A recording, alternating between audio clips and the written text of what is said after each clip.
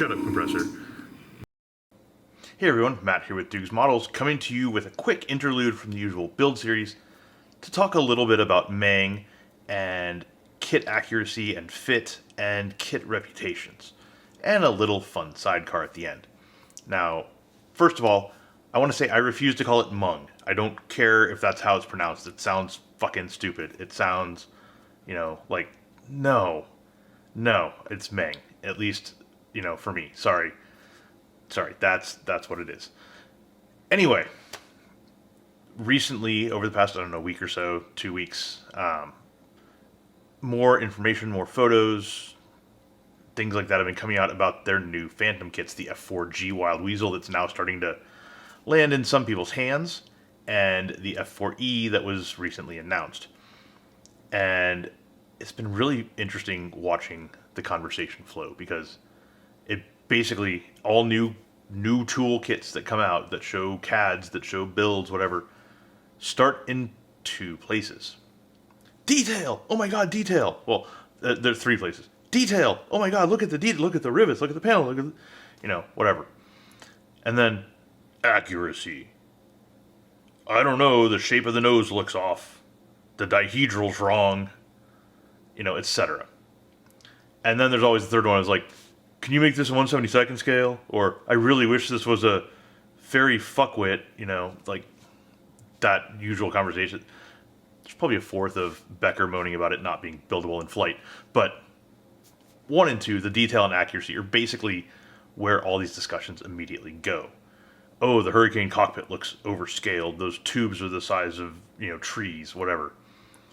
That's where it always goes. And it is, to me, it's super tedious, to no end. The heat shielding, for example, on the new Meng F4s is ribbed, which I can see how you can get that impression looking at some of the photos. The way that the heat shield weathers, the way that the areas that, the welds versus the non-welds kind of discolor over time. I can see where an engineer could look at that and go, yeah, that's something. I can also see where they could make the decision to stick with it because, yeah, the ribbed surface is not accurate, but it will help modelers pull off that effect a lot easier having a variable surface there to work with, because you can dry brush, you can mask easier, you can spray at angles. Like, there's all kinds of stuff you can do with that surface that you can't do with a flat surface. And so honestly, I think ultimately it's going to be a bit of a win. I think it's going to be a bit of like a stage makeup thing where, yeah, you got to be a bit inaccurate to make it look accurate. And you don't see that discussion anywhere at all. You also don't see discussion of, does it, this looks impressive. Does it fit? What's the engineering look like?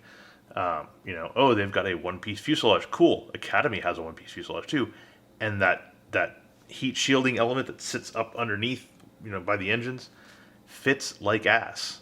You have to spread the fuselage, and you have to deal with the seam right up there against other heat shielding plates. It's just a pain in the ass. And the only company I really trust to pull that off is Tamiya. Just hands down. They're the only ones I would trust to really do it. And they don't even really do it. They have sort of like a split version on the F-4B. So I come into things with that, and what's the engineering like? Does it fit? The accuracy is ultimately not all that huge of a consideration for me, as long as it looks like the thing. It's going to be in a fight with the Zukimura kits to see which one is the most accurate and the most buildable, the best engineered, the most fun, to be honest, because this is still a fucking hobby. So the build should be fun, and it'll all come out eventually. But I think the reason that you see these accuracy and detail things pop up first is because they're what is immediately visible at the surface level. You can look at a picture and go, oh, it's not accurate. You can't look at a picture and say it's not going to fit. You open a box, you open a Kitty Hawk box, and it looks gorgeous. The sprues look nice, the detail is wonderful, the shape of the wing looks dead on, and then you go to glue it together and less so. you don't find out about the the engineering and the fit in particular until the actual build. So, that is, I think, why detail and accuracy run way out in front, which is super funny because if you look at the way that this hobby is judged in terms of judging, those really aren't even allowed to be considered. You can't consider accuracy of a kit in judging. You can't consider detail in IPMS ways except as like a risk to essentially incur damage. If you pull it off, great. If not, it sucks to be you. If it's the kit, you don't really get credit for that. You just take on the risk. So, I don't know. That's just an amusing side of everything. And so all this shit with the Phantoms got me thinking about the Super Hornets. And that got me thinking, hey, I've got this Growler sitting in my stash that I just, I've come very close to breaking bags on it, but I haven't really because I've got just way too much other shit going on. I've got the Tamiya Phantom, I've got the Suzuki Mira F-4G, I've got this silly fucking thing that Justin Lentz is making me build.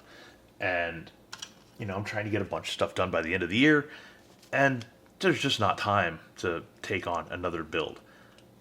But then Attila at Red Fox Studios sent me the new cockpit set for the EA-18 Growler.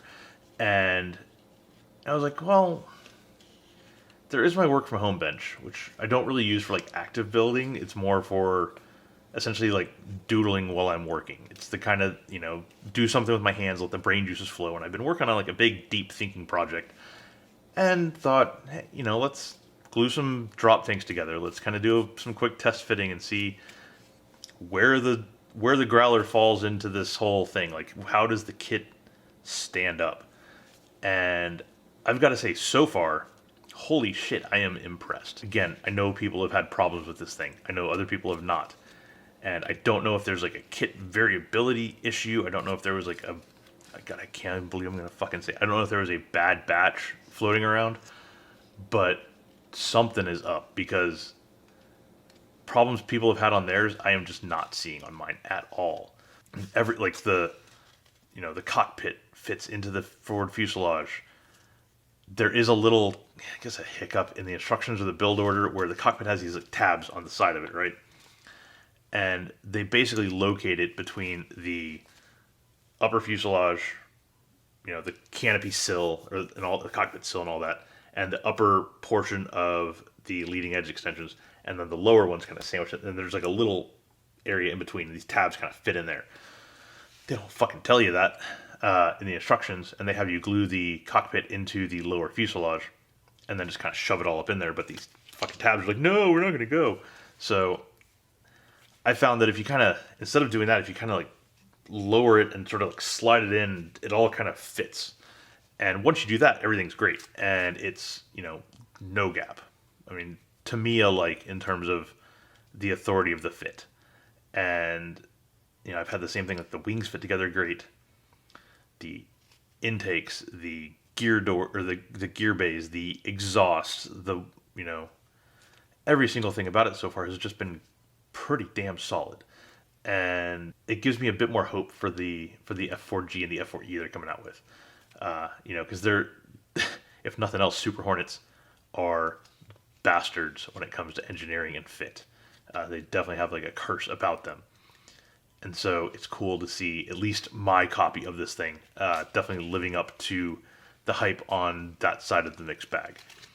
Now, I also wanted, while we're kind of sitting here talking about this shit, to also turn the camera around and take a quick look at this lovely shit. The Red Fox set for the Meng EA-18. I mean, it's, I know some people think this is cheating, and I don't necessarily disagree, but 1/48 jets, it's a very fine line between, is it worth it to super detail, is it not worth it? And I think it honestly just kind of depends on how open the cockpit is. And, something like an F4, I'll go this route every day of the week because it's not that open. You can't see that much because the sills are so high. With a Hornet, it's on the bubble. It could go either way. with an F-16, with an A6 intruder, I would, go to town with your own super detailing, bust out the 3D printed switches, things like go crazy. But with something like a Hornet, there's not that much visible. The biggest super detailing items, honestly, are the multifunction displays, which Red Fox does a better job of recreating than I ever fucking could with any other means. So, kudos to them. Anyway, let's go ahead and swap this camera back to the desk so we can take a look at what's going on in the cockpit.